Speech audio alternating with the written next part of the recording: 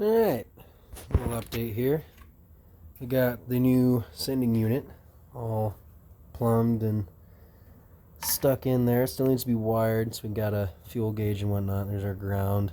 Got a bunch of hose clamps sitting around because this hose here used to have hose clamp, but then the other one I used because I split the one that came off of it. It was a whole deal. Now it has these clips, the little double clips. But yeah, it's all swapped over. The tank, unfortunately, I think has a bit of gas in it because it's still the original gasoline tank from when this was a 2.8 liter. So yeah, there's that. Here, let me get a wider view of this. That looks better. But yeah, that's how that's going. I got my fuel lines figured out. This is the one. So the 2.8, obviously being a gasser, has a canister that I don't need for this application, being a diesel. So leave that canister or whatever it is. I don't really care what it is because I don't need it anymore. So I'll probably work on getting these plugged up, getting the other hose pulled out. I'll probably just leave all this lying here and then just pull it off here in the engine bay. I'll turn my flash on. Oop, okay. No, ultra wide. Still trying to figure out my phone. But this is the hose fuel line that came to the canister, the evap canister, and I don't need that anymore, so that's just gonna have to come off. It's zip tied there because I thought I needed it and I didn't, and then down there somewhere it goes into the frame and does a bunch of wanky shit, but it's gonna come out now.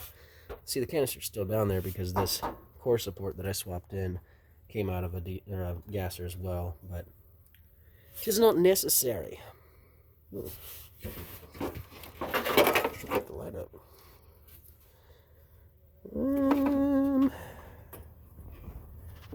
There we go. That's hooked up. As far as the interior is going, wiring and such, I do have it hooked up so that it at least tries to crank. The battery is dead, but at least try. You hear solenoid clicking on. It is trying to start, so that's figured out. A lot of this is mumble jumbled in here and it's not really working right. That's to be expected because I'm just kind of going ham and not really paying close enough attention, but this is for the lights. I'll have to get that swapped to the newer style of connector because it's for the older style. Yeah, I just got a whole bunch of shit I need to get. This is for, I have to hardwire into the lights for the thermostat controls. But under here, we're pretty much, I need to get everything like this. I need to get my cruise control module figured out where that's going to sit. Probably just going to come up here and get tucked somewhere. There's a vacuum line. I need to figure out why it's here and what I need to do about it, because I don't really understand the cruise control system entirely at the moment, and there's nothing really to hook it to that I'm aware of, but I don't know. Maybe I'm missing something. It might hook actually up in there to the, I don't know if there's something I can hook it to on the cruise, or on the clutch, or on the brake, I don't know.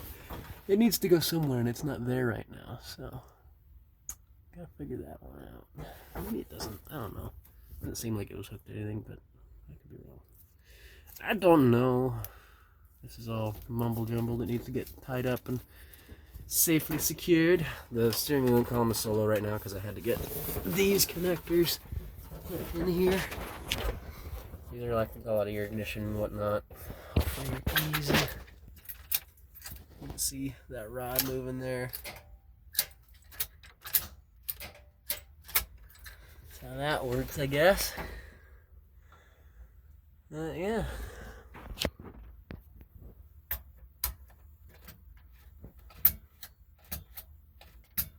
Oh, that's kind of neat. Sorry, I'm kind of zoning out here. This is for your brights. That's cool.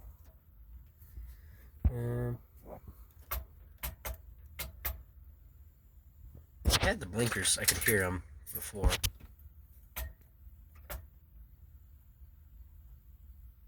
I don't know.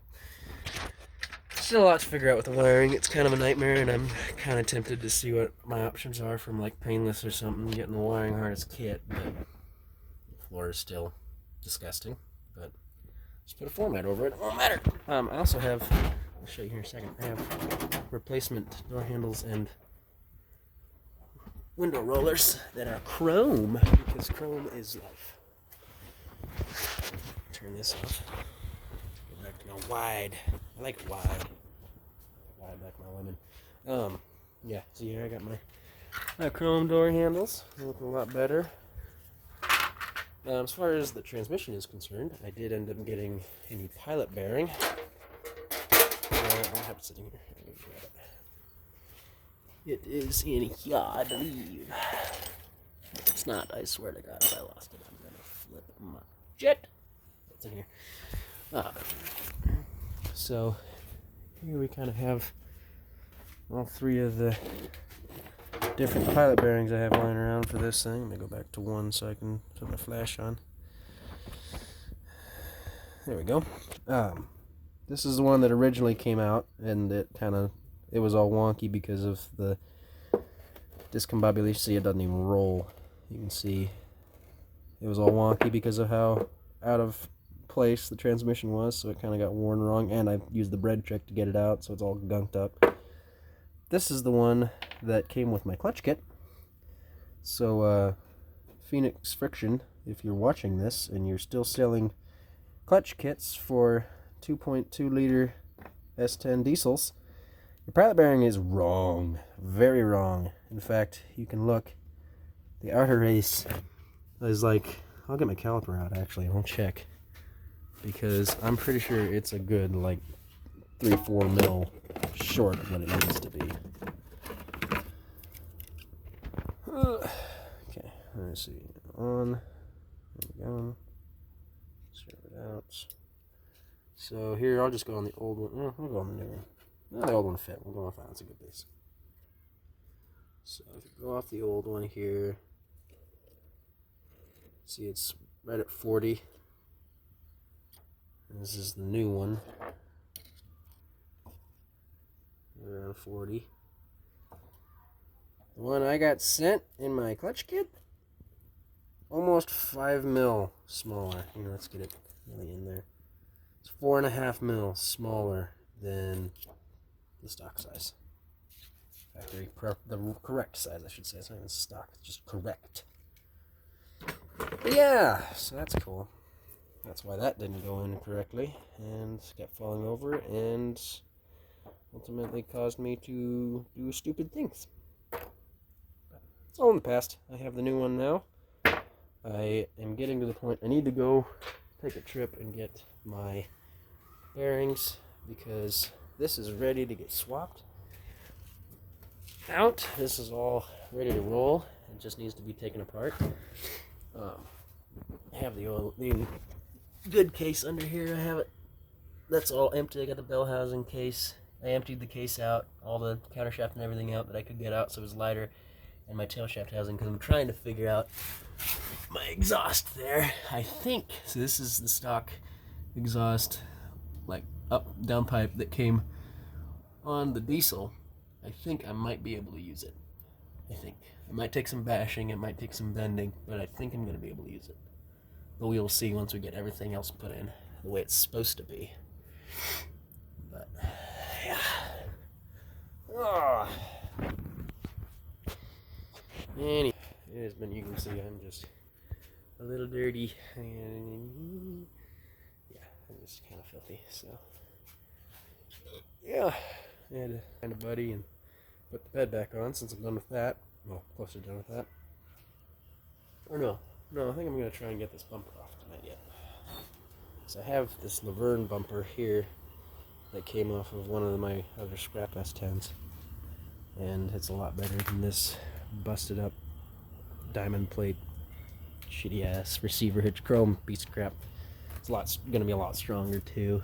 Because whereas this one, you can see, kind of, this one is just, like, it doesn't really have much for support. Like, this is pretty thick here, this bottom plate, but other than that, it's just kind of relying a lot on the sheet metal here, whereas this Laverne unit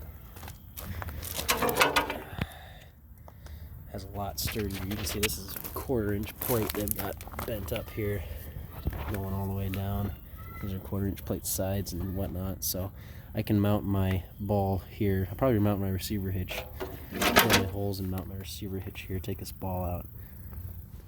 Because this receiver hitch, there's nothing wrong with it. It's just not bolted to anything that's worth a crap, so that needs to happen. Yeah, other than that, we're moving along slowly but surely. One day I'll be driving this thing again. One day.